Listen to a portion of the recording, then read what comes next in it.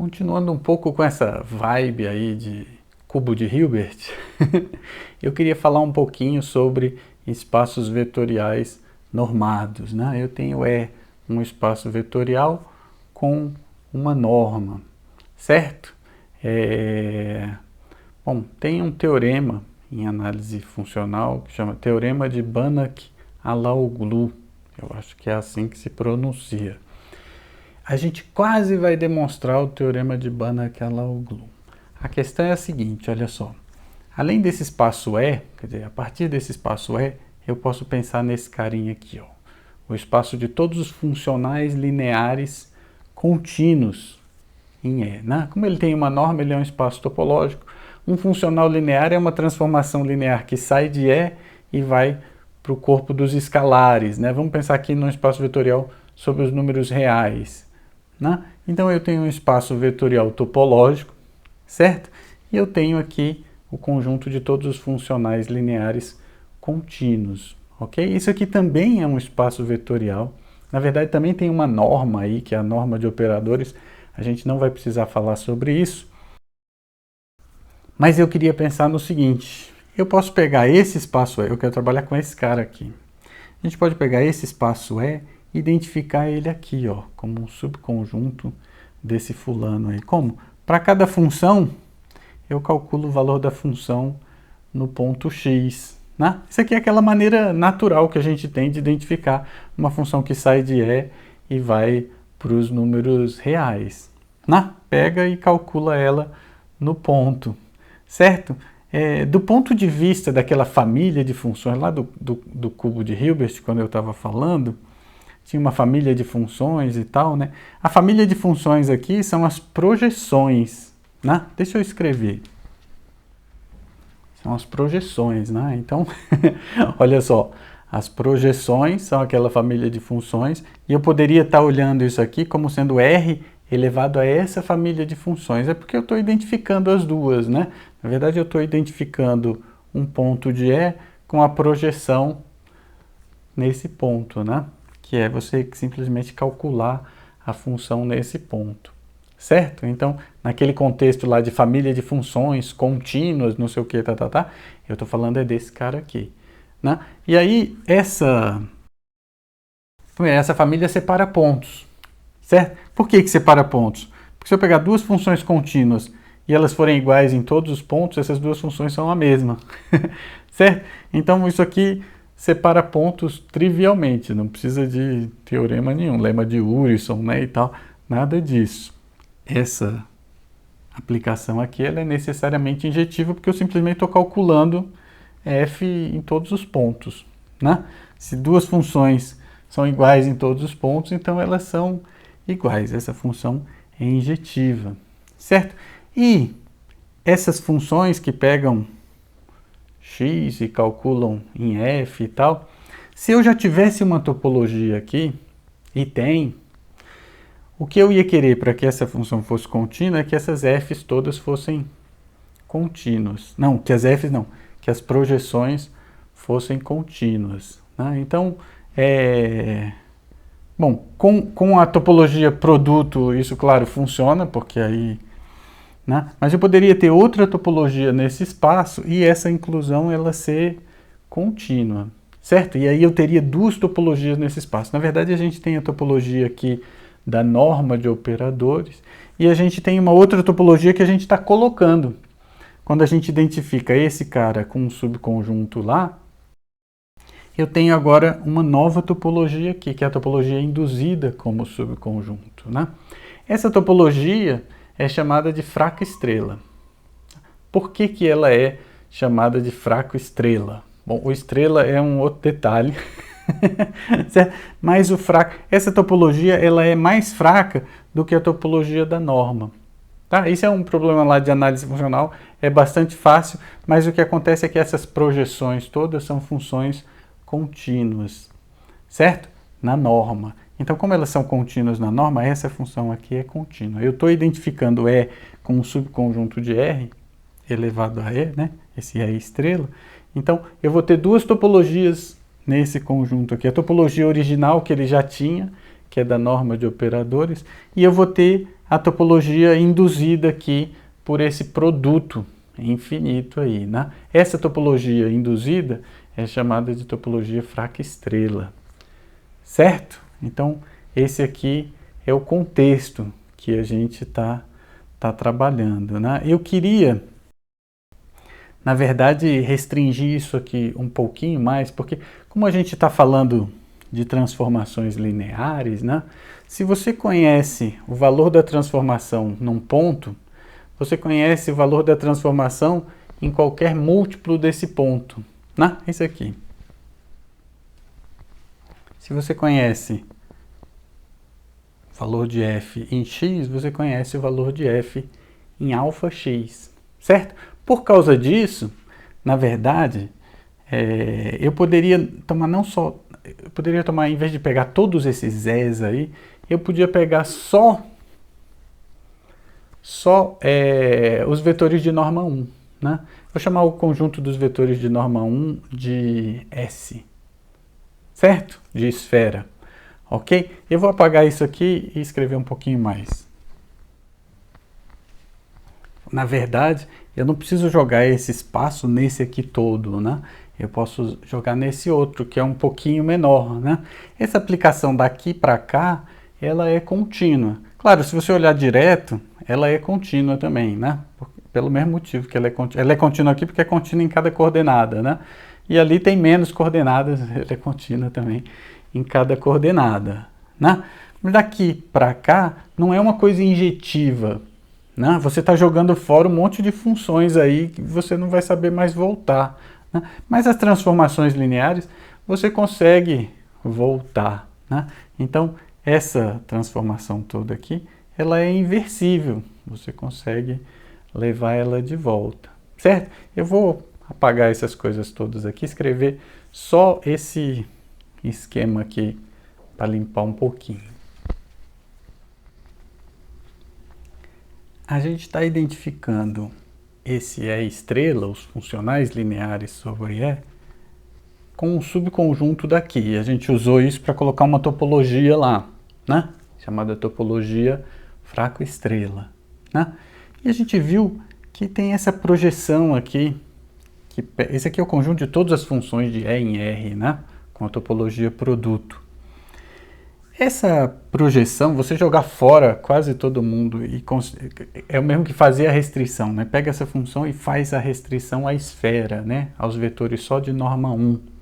Quando você faz a restrição, às vezes você não consegue voltar, né? Mas se forem transformações lineares, só com esses caras aqui, você consegue voltar, né? E a volta, eu vou escrever aqui, a volta pode ser generalizada, né? Quer dizer, eu estou olhando só para a estrela, então eu estou olhando a estrela aqui dentro. Eu não estou olhando para todo R elevado a R, eu estou olhando só como um subconjunto, né? Quando a gente joga aqui de novo, essa função não é injetiva, mas daqui para cá é injetiva, né? Porque se duas funções lineares são diferentes, elas vão ser diferentes na esfera, né? Elas não podem ser iguais na esfera e diferentes no resto. Então essa função daqui para cá é injetiva, daqui para lá não, né? Mas de qualquer forma, eu consigo fazer tudo aqui. Eu consigo pegar esses caras aqui e restringir, mesmo que não seja injetivo, isso eu consigo fazer. E as funções daqui para cá, eu também consigo fazer o que eu quero, que é construir a inversa daquele. Só que de uma maneira mais geral. Eu não quero olhar só para esse cara aqui dentro. Eu vou jogar todas essas pessoas para lá. Como é que eu vou fazer isso? Usando... Parece meio complicado. Aqui eu não usei essa notação, porque isso aqui na verdade são funções de E em R, né? Só que eu escrevi cada coordenada, ou seja, o valor dessa função no ponto A, né? E o que a gente sabe é que f de A é igual a norma de A vezes f de A sobre norma de A. Isso quando A não é um vetor nulo. Então assim, eu abreviei um pouquinho, porque já estava complicado demais, mas tem dois casos, né? Quando A é um vetor nulo, é zero, simplesmente isso. Quando A não é nulo, você vai pegar o valor de f na esfera, porque você tem esse carinha aqui, certo? E você vai multiplicar pelo número a, né? Essa função daqui para cá, ela é injetiva, né? Claro, porque quando restrito à esfera, ela é identidade, né? Em cada coordenada, ela é contínua, né? Por que em cada coordenada ela é contínua? Porque calcular o valor da função num ponto é contínuo, porque é só a projeção, né? Calcular a função no ponto é contínua, porque aqui a gente está usando a topologia produto, né? Então, calcular a função no ponto é contínuo e depois multiplicar pela constante a, norma de a, também é uma função contínua. A gente já viu isso, né? Eu vou escrever aqui, não fica muito bom não. Eu vou escrever para cima, porque já tem coisa aqui embaixo, mas olha só. Acho que assim vai ficar mais bem explicado. O que eu estou dizendo aqui é que a projeção em cada coordenada, na coordenada A, é essa função aqui, né? E para eu ver que esse cara é contínuo, o que eu tenho que olhar é que essa diagonal é contínua, né? Mas essa diagonal é uma composição de duas coisas, né? A primeira coisa é você pegar a função f e projetar nesse vetor. A gente sabe que na topologia produto, projetar é contínuo, né? Na verdade, quando a gente está falando de funções, esse projetar é calcular no ponto, né? Então, essa operação pegar e calcular no ponto é contínua. E é isso que a gente está fazendo aqui, pegando a função f e calculando ela nesse ponto aí, a sobre norma de a. Certo? Quando o a é zero, aí não é isso, aí é simplesmente zero, né? Mas aí é contínuo também, porque é a função, né? Daqui vai para o zero, daqui vai sempre para o zero nessa coordenada, então fica sendo a função constante, que é contínua, né? Mas se o a não for o zero, essa diagonal aqui é projetar na coordenada a sobre a, ou seja, calcular esse f aí, e depois multiplicar por um número. A gente já viu que essa operação de multiplicar por um escalar fixo no espaço vetorial topológico é contínuo, né? Na verdade, é fácil ver isso, você pode ver, mas é porque é feito coordenada a coordenada essa multiplicação, e a multiplicação nos reais é contínua. Então, essa composição é contínua. Significa que esse cara daqui para cá é contínuo, né? Mas o que acontece é que, quando você vem daqui para cá, é uma injeção contínua, certo? Quando você restrita a imagem desse cara aqui, sai daqui e vem para cá, você volta, né? Então isso aí é uma bijeção que é contínua com inversa contínua, certo? Essas funções todas estão definidas em espaços maiores, mas se a gente restringir a esse cara aqui, né? Pegar as funções só que são pessoas daqui, aqui dentro, ou pegar só os funcionais lineares contínuos e restringir a esfera, né? Então, você tem uma bijeção, né? E aqui você tem uma função contínua que é o inverso daquela. Então, você vai ter uma função contínua que é bijetiva e que a inversa é contínua, né? Na topologia fraca estrela, você consegue identificar esse espaço aqui com um subconjunto aqui, calculando só na esfera, certo? Então você consegue identificar esses dois. Identificar não só como conjunto, mas identificar como topologia, né? De certa forma, você pode dizer que esse conjunto aqui, esse espaço topológico, ele tem a topologia produto induzida por esse fulano aqui, certo? Eu vou, só para finalizar, usar isso para restringir esse conjunto ainda mais. Resumindo, o que a gente fez foi o seguinte: a gente pegou esse espaço aqui dos funcionais lineares contínuos sobre E, né? Quer dizer, funções lineares contínuas do espaço normado E, do espaço vetorial topológico E, em R, né? Então, é um conjunto de funções e a gente identificou com esse espaço produto aqui, né? Usando o fato de ser linear, né? A gente conseguiu restringir essas funções só a esfera, né?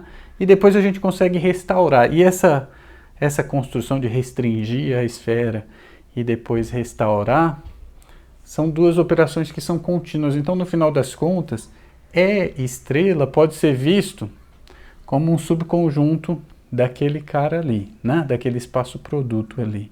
Só que não só como conjunto, mas ele é um subespaço topológico, né? Esse cara, quando a gente põe a topologia fraco-estrela, quer dizer, a topologia que ele induz de R elevado a E, né?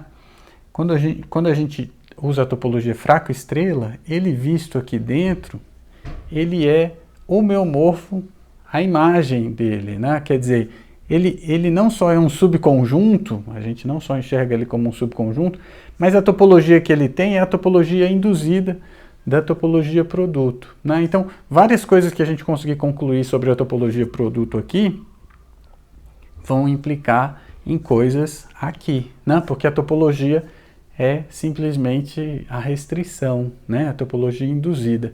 Eu queria pensar não nesse cara aqui, mas na chamada bola unitária dos funcionais lineares, esse cara aqui. Eu quero falar desse conjunto aqui. Essa é a bola unitária do E estrela fechada.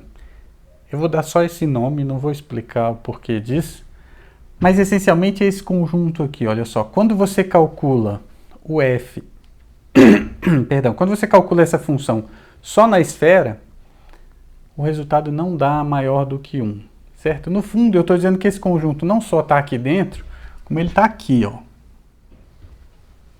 Ele está aqui.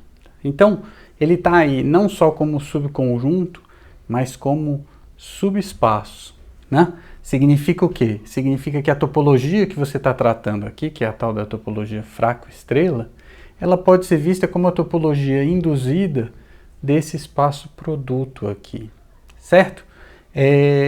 Isso aqui é quase um teorema que é chamado de teorema de Banach-Alaoglu, que diz o seguinte, que a bola fechada que a bola fechada na topologia fraco-estrela, ela é um conjunto compacto, certo?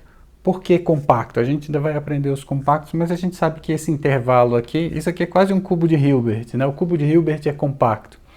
Esse intervalo ele é compacto. Tem um teorema que diz que produto de compactos é compacto. E aí falta só a gente mostrar que essa bola, isso é uma coisa facílima, na topologia fraca-estrela, ela é um conjunto fechado aqui dentro, né? E a gente vai ver coisas sobre compactos e isso vai permitir concluir que esse cara é um conjunto compacto. E todo mundo adora quando os conjuntos são compactos, então isso é um teorema muito importante, certo? Quando a gente aprender sobre compactos, você volta nessa aula aqui e dá uma olhada de novo, porque talvez muita coisa não tenha ficado clara, né? Quando você estiver aprendendo análise funcional e ver lá o teorema, bola compacta, você volta aqui e fala, tá, é isso, certo? Eu espero que seja útil.